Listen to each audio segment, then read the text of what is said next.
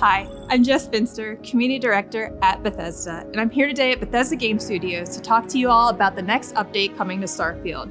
The team has been hard at work, so let's go chat with them to see what they've been working on.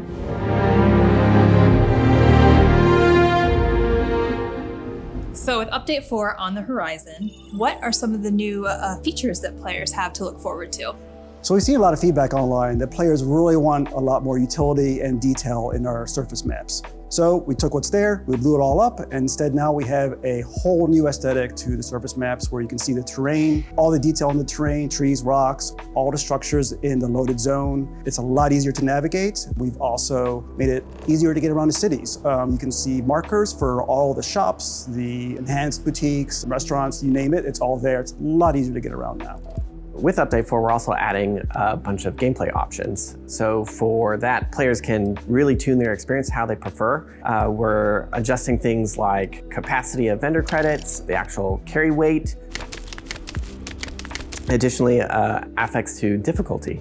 So some of those, depending on how you play, you can actually tune to be like space combat more difficult or gun combat less difficult. It's really up to you. And depending on how you balance them, it'll change how you get XP. That's awesome. So you're really upping the ante for players that want an even bigger challenge. Yeah, and with that, we actually are adding what's called the extreme difficulty. It sits above very hard, and it really makes you pay attention, especially for the higher level characters. How about ship customization? I know players are really capitalizing on all of the ship content in the game, and we've seen some really crazy stuff out there that I'm sure you guys have seen as well. But are you adding anything more to the ship customization? Yeah, so people love to customize their ships. Like some of the builds out there are just mind-blowing. Some beautiful, beautiful stuff. So now we're turning our attention to the inside of the ships. So we're adding a decorate mode where you can go and fully furnish and customize the interior layout of the ships, place the furniture, decorations. Basically everything you can do in outpost mode, we can now do in the ship and it's saved, and you can do that to your entire fleet. In addition to decorate mode, we're also offering a whole new set of empty habs.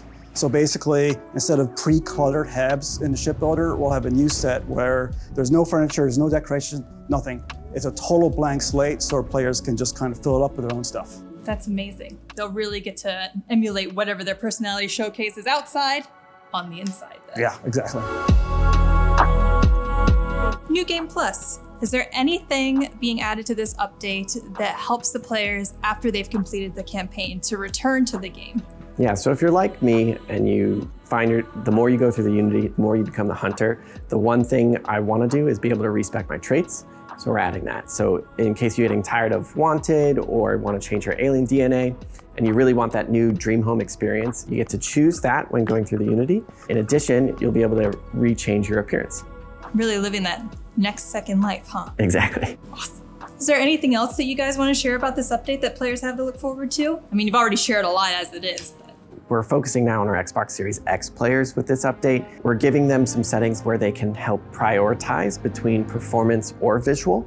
If they choose to prioritize performance, the target FPS will move to 60. And for players that have TVs that support VRR, they'll be able to choose between VRR 40 or VRR 60. In addition to the new features we just talked about, there are a couple of quality of life updates that we're introducing. One of them is you can now toggle dialogue cameras off.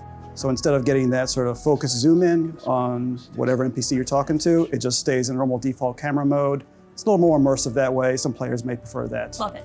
In addition to that, we're making the container and barter menus a bit more usable. We've added some tabs along the top, so it's easier to sort of see what container or what inventory you're looking at, whether it's yourself or your ship. And it's just easier to navigate.